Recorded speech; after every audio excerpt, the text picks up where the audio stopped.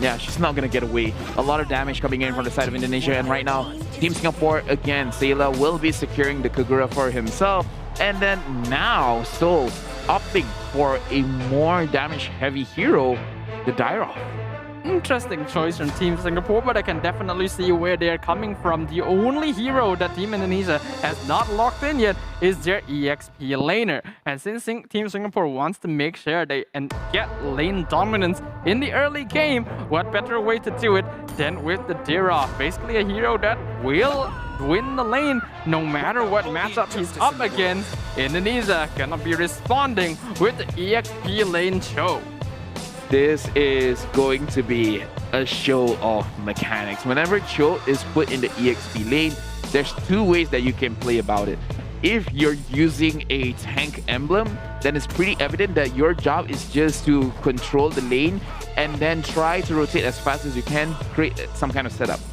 If the Cho uses any other emblems, like an assassin emblem, then it's going to show that it is going to be a split push show where he has very high 1v1 kill potential, but also he has a lot of damage putting on this turret. So I do want to see what kind of show is this going to be. I personally think this is most likely going to be a tankier Cho, and yes, considering that he has concussive blast, it's going to be a tank Cho played by R7. And the reason I think that is because Team Indonesia only have the Franco in terms of tanks. The rest of them are really squishy damage dealers. If you build a damage Cho, that's basically the same thing. You are setting yourself up to be bursted down by big team fight AoEs. Yeah, right now for the side of Singapore as well as Indonesia, if we take anything from the earlier games, looking at this mid lane setup with the Kagura as well as the Sicilian, they're going to play a little bit slower. We really have to see Albert get his level 4 first. Then we have to see which lane that he's going to prioritize over. Indonesia right now, they have two people going on to the gold lane, making sure that they will win no matter what. Yep, R7 going to be taking a little bit of damage here, but he zones out Sayla and Reminiscent from Albert. He will be able to secure this orange buff. Team Singapore just going to make a little bit of damage to Team Indonesia by taking away one of their jungle camps. But right now, not too much going to be happening across the map. Yeah, we can see that it's going to be a 2v2 matchup. Adamir actually taking a lot of damage from CW, and they have to be careful. Vin almost getting the hook onto Adamir. Very good thing that it happened on the minion instead. This gold lane is going to be a very notable point of contention for both these teams because Adamir and CW are basically the win conditions for their respective sides. Yeah, Albert right now is a level 4. JPL is there. We do have to see whether he will force this out or not. But Reminiscent over there making sure that Albert does not push his luck, not trying to get a kill over for the side of Indonesia. What is interesting to note is that Sayla here on this Kagura has elected to go for Execute as his battle throw. So he's looking to try and take out a single member of Team Indonesia from the team fight as quickly as possible. But now he could be in a lot of trouble as R7 sets up the way of the dragon, giving first blood over the sands. I was about to say it's interesting that Singapore, Sol is opting to actually sacrifice his own minion, giving it over to Sayla to make sure that she gets the level 4 quickly. But look at this. They're going on to Vin. Vin took a lot of damage, but he's escaping a lot of damage. And right now, Albert goes in. He already has the Quad Shadow. He got the first kill. Vin is going to go out of the game as well. But looking at Team Indonesia, they're really trying to force out this fight. But Sayla, double kill and double kill as well for the Karina. Singapore just won that team fight over a beautiful yin-yang overturn. A massive turnaround by Team Singapore as Team Indonesia might have bitten off a bit more than they could chew. They stuck around way longer than they should have for that fight because they thought that they outnumbered their opponents and would be able to slowly whittle them down. But the yin-yang overturn coming out from Sayla was able to land on multiple members because they were all grouped up to get the kill, and that turned things around massively for Team Singapore. That was actually very beautiful, and that shows it's a good thing in that situation to have the Execute. Like, you already use your yin-yang overturn, and then it's like, okay, it's 5% HP, 10% HP. Don't worry, guys. I got this. He secured the double kill for himself. Right now, looking at the itemization, he is on the way trying to finish off his Clock of Destiny. But looking at Karina, did not opt for a early Molten Essence, which is very interesting to me. I can certainly understand why he wouldn't go for that at this point, because it is a little bit risky to go for a more damage-focused or tank item at this point, because he knows that Team Indonesia is going to be playing quite aggressively in these next few minutes. And while, yes, a Molten Essence would help out in terms of clearing the wave and dishing out some damage, right now, Remanescent needs to survive. Yeah, finally finishing off the first defensive item. Vin is there. He is alone. He has to use his flicker, but the killing spree still going over to Reminiscent. Double kill. He was able to secure on that bridge race. It looks like, will he be able to survive? And looks like no. Shutdown will be given over to Albert with the Ogi Shadow kill. But right now he's alone. He has been stunned.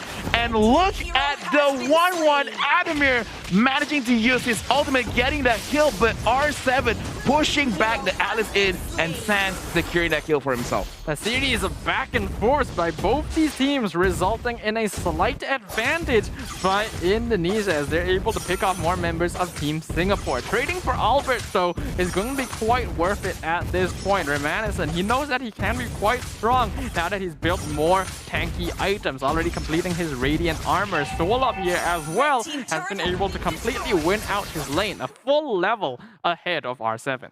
Yeah, it looks like Reminiscent is probably looking forward to build a Blade Armor to make sure that EW cannot do much. And Vin, again, is alone. He's going up against 4, but Albert managing to actually steal the turtle away. Vin having to sacrifice his own health for that steal.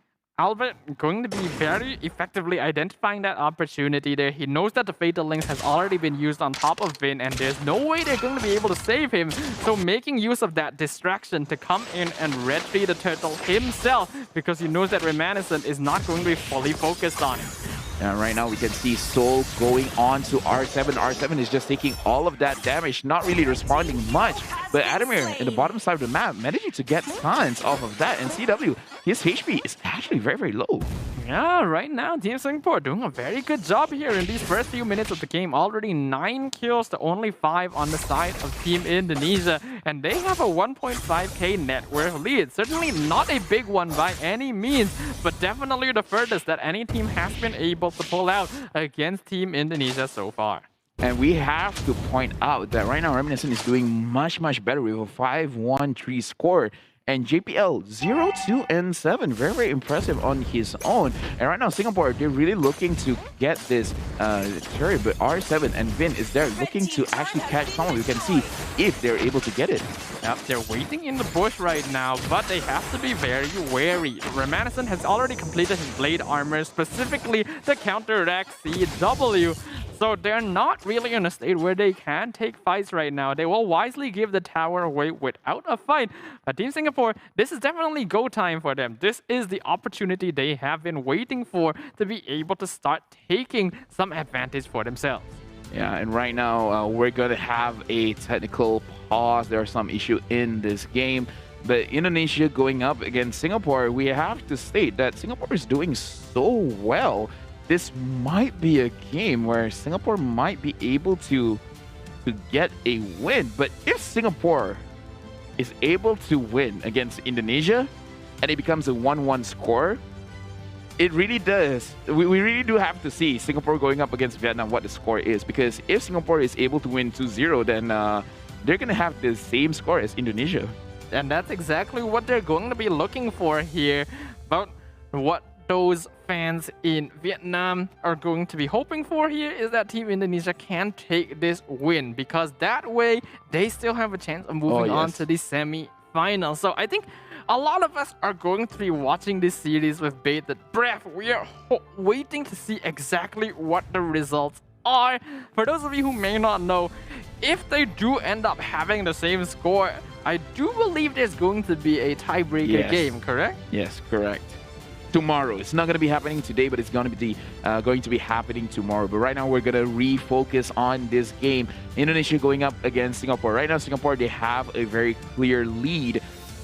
Indonesia, it doesn't matter that they are looking like they are losing this game, because we have to understand that in Mobile Legends, especially when it reaches the 20-minute mark, 1 mistake equals to 10 mistakes, because at that point when you die, the kill timer or the death timer is going to be so long that a lot can be secured in the time that they managed to get a victory. So during the 20-minute mark, if Indonesia is really in a hard spot, they just have to stall and then get a massive team fight win around 20 minutes, and then from there just get back to the game.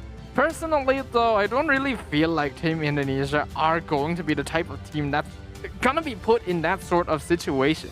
Yes, they are behind right now, but we've already seen their ability to make really calm and disciplined decisions under pressure, identify opportunities to regain advantage from a position where they should be behind. So it's going to be up to Team Singapore to ensure that they are able to maintain the same degree of gameplay so that they can secure this victory. Because as we highlighted here in Group B, every single victory is that much more impactful. Singapore, this is the furthest that they have ever pushed Indonesia, so they are looking at a potential win. And if they do, this is going to be a good statement for everyone watching in Singapore, cheering for their own country, trying to make sure that they bring home a medal. But again, Indonesia, we know how passionate they are, especially with Mobile Legends. Just like you said, they're not going to put themselves in a situation where they have to do that, where they have to wait for the 20-minute mark, 21-minute mark, the 25-minute mark. They will find a situation, especially because they have the Franco. It's just about a matter of time when the Iron Hook is going to connect. And once the Iron Hook connects, it's going to cause a chain reaction where Indonesia will start getting a lot of advantage on the map again. Basically, it's gonna come down to which team ends up making more mistakes at this point, because Team Singapore have already put themselves in a very comfortable position. But that doesn't mean that they can let down their guard just yet, because as we highlighted, Team Indonesia, they will snatch on every single little opportunity they can find. So it's gonna take a really flawless game from Team Singapore to push this forward. But they've already shown they have the potential to come out on top. So I'm very excited for the potential of this team as we now move on. I believe the pause is about to finish and we're going to be returning to the land of Dawn. And again, right now it is 8 minutes in the game. JPL as well, going into the team fight phase, he's going to be very, very strong with that Fatal Link. We just have to see who is going to execute the team fight initiation better. JPL is going for Vin, and Vin is not going to be pulled over, and JPL is actually getting punished quite a bit here. Yeah, he's going to be taking a lot of damage. Soul tries to jump into the back line, but CW is able to get out of there, so that's going to be an unsuccessful engagement coming out of Team Singapore. A really good response by Vin as he pops the Bloody Hunt at the moment the Fatal Links is activated, so that the Suppress is able to cancel out the ultimate and allow him to walk away scot-free. Yeah, right now, again, Singapore is taking care of the map. I kind of feel like Albert has to look for a farm somewhere else because he cannot be put in a position where he is losing in terms of itemization, in terms of damage, because it's going to be very, very unfortunate as a jungler if he cannot execute the backline well. So no matter what, he has to look to the side lanes to try and get as much minions as he can just to have that advantage. Like, we already seen he has his Blade of Despair. Maybe up for one more damage, perhaps a Hunter Strike to just make sure he can get that kill. One of the strengths of Hayabusa, though, is that he is able to farm these side lanes without too much danger to himself, simply because of how much escape he has built into his kit. Because of that, Indonesia can just buy time, because CW, Sans, and Albert will all eventually come online. Even though they're behind, it's only by about 3,000 gold at this point. Indonesia right now is looking for a situation where they can pick someone off, because right now R7 as well as Vin, both of them have that potential. But right now Vin, 0-4 and 0, he is being caught out more often than not. So Singapore has been playing very well around this Franco pick. I have to say, I'm actually pretty surprised. I thought that Vin was going to have a clear-cut advantage, especially once he reached level 4. Well, what's important is to learn from experience. Team Singapore, they already had to deal with the Franco. Now they know, okay, this is a dangerous hero. We're not going to let it through. As Fatal Link's going to be dodged again by the Shinpo from R7, which means that Team Singapore, again, not able to get an engagement.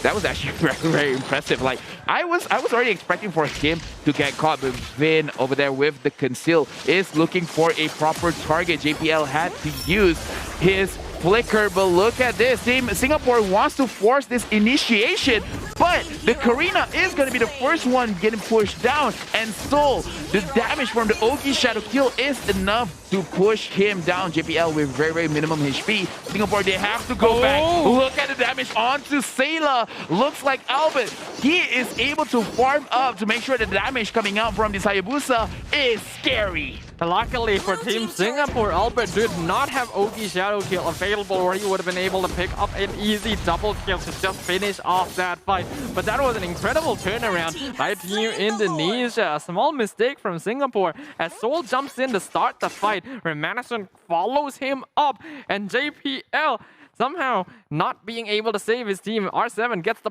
perfect way of the dragon right into the tower onto not Soul, but Remanescent, somehow identifying the enemy jungle within all that chaos and winning the fight for his team. Yeah, and all of a sudden, right now, Indonesia, they're in the lead. Hayabusa has a higher goal lead compared to Karina. And right now, JPL is, again, looking for opportunities, looking for spaces where he can initiate onto Indonesia. But look at that hook.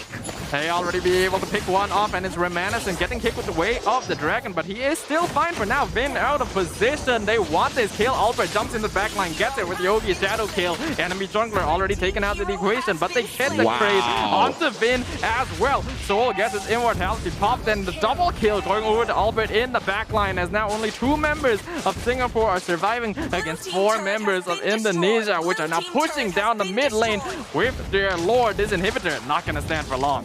Indonesia, the way that the transition is so good. JPL trying to get a catch onto R7. Look at Sayla trying to kill off Sands, but the damage coming in from Albert secures this victory. Indonesia is going to win against Singapore a clean 2-0. That was so sudden, so surgical coming out of Team Indonesia. What even happened there? This is why I say they're like